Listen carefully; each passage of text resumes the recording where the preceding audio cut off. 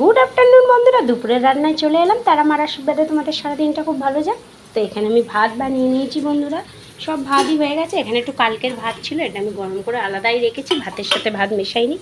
এবার করবো আমি মাছের ঝাল। মাছের ঝালটা কালো জিরে, কাঁচা লঙ্কা, টমেটো দিয়ে হয়ে গেছে, কিন্তু পেঁয়াজ দিয়ে খাবে বলে আবার এখানে আমি পেঁয়াজ টমেটো ঘষে নিয়েছি। এইটা আমি ছোঁক দেবো।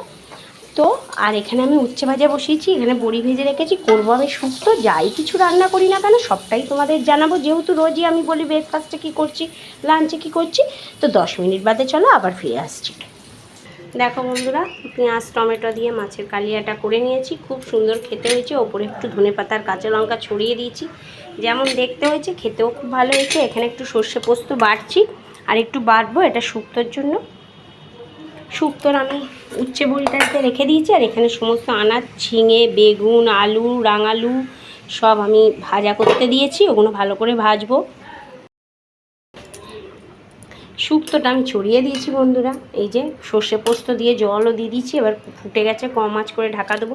এখানে ঝিঙে বেগুনটা একটু তুলে রেখেছি, কারণ এটা নরম আনাজ। এটা ঝিঙে বেগুন উচ্ছে আর বড়িটা পরে ঢালবো। এখন আবার চিকেন খাবে বন্ধুরা, চিকেনটা ছাড়িয়েই নিই। একটা দুটো, বাবা কি শক্ত, একটা দুটো পিস ছাড়ছে। এখন আবার চিকেন বানাবো। শুক্তো, মাছের কালিয়া সব হয়ে গেছে এখানে, সেই শুক্তোটা হচ্ছে। সবাই দিয়ে দিয়েছি, এখানে দুধ রেখে দিয়েছি, দুধটা দেবো শুক্তোতে, ঘি দেবো।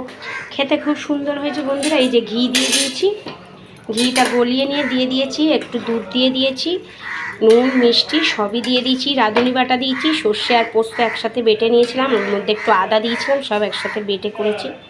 খুবই সুন্দর রান্না হয়েছে। গোপালের আশীর্বাদে সবাই সুস্থ থাকবেন, ভালো থাকবেন। ভালো লাগলে লাইক শেয়ার করবেন বন্ধুরা। জয় গোপালের জয়।